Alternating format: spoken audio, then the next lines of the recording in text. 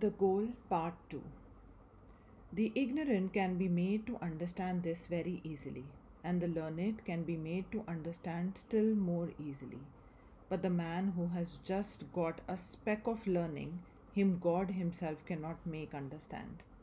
The truth is, you are not separate from this universe, just as your spirit is not separate from the rest of you.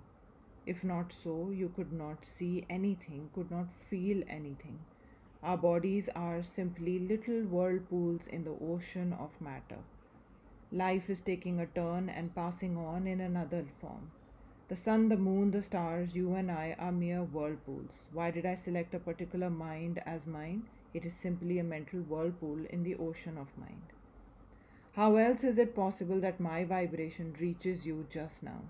If you throw a stone in the lake, it raises a vibration and that stirs the water into vibration. I throw my mind into the state of bliss, and the tendency is to raise the same bliss in your mind. How often in your mind or heart you have thought something, and without verbal communication, others have got your thought. Everywhere we are one, that is what we never understand. The whole universe is composed of time, space, and causation, and God appears as this universe. When did nature begin? When you forgot your true nature and became bound by time, space, and causation. This is the rotating circle of your bodies, and yet this is your infinite nature. That is certainly nature, time, space, and causation. That is all that is meant by nature. Time began and when you began to think. Space began when you got the body, otherwise, there cannot be any space. Causation began when you became limited. We have to have some sort of answer. There is an answer. Our limitation is play. Just for the fun of it. Nothing binds you, nothing forces you. You were never bound. You are all acting our parts in this play of our own invention. But let us bring another question about individuality. Some people are so afraid of losing their individuality. Wouldn't it be better for a pig to lose his pig individuality if he became God? Yes. But the poor pig does not think so at the time. Which state is my individuality? When I was a baby sprawling on the floor trying to swallow my thumb? Was that the individuality I should be sorry to lose? 50 years hence, I shall look upon this present state and laugh, just as I now look upon the baby state. Which of these individualities shall I keep? We are to understand what is meant by this individuality. There are two opposite tendencies. One is the protection of the individuality, the other is the intense desire to sacrifice the individuality.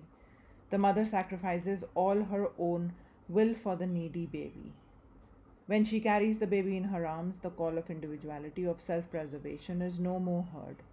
She will eat the worst food, but her children will have the best. So, for all the people we love, we are ready to die. On the one hand, we are struggling hard to keep up this individuality, on the other hand, trying to keep it. With what results? Tom Brown may struggle hard. He's fighting for his individuality. Tom dies, and there is not a ripple anywhere upon the surface of the earth. There was a Jew born 1900 years ago, and he never moved a finger to keep his individuality. Think of that. That Jew never struggled to protect his individuality. That is why he became the greatest in the world. That is what the world does not know. In time we are to be individuals, but in what sense? What is the individuality of man? Not Tom Brown, not but God in man. That is the true individuality. The true man has approached that the more he has given up his false individuality. The more he tries to collect and gain everything for himself, the less he is an individual.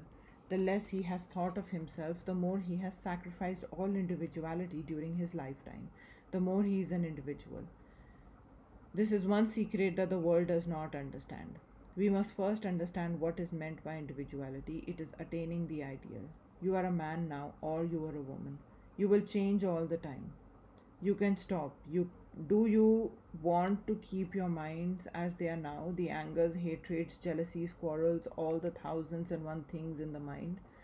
Do you mean to say that you will keep them?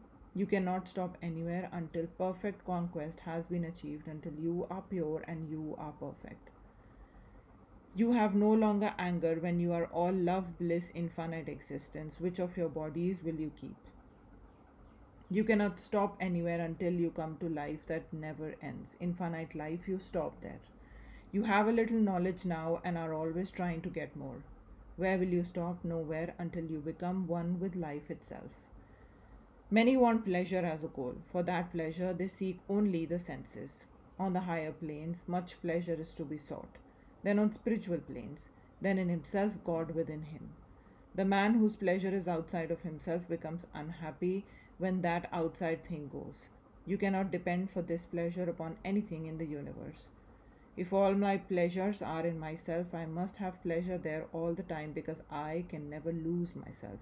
Mother, father, child, wife, body, wealth, everything I can lose except myself. Bliss in the self. All desire is contained in the self. This is individuality which never changes, and that's why it's perfect.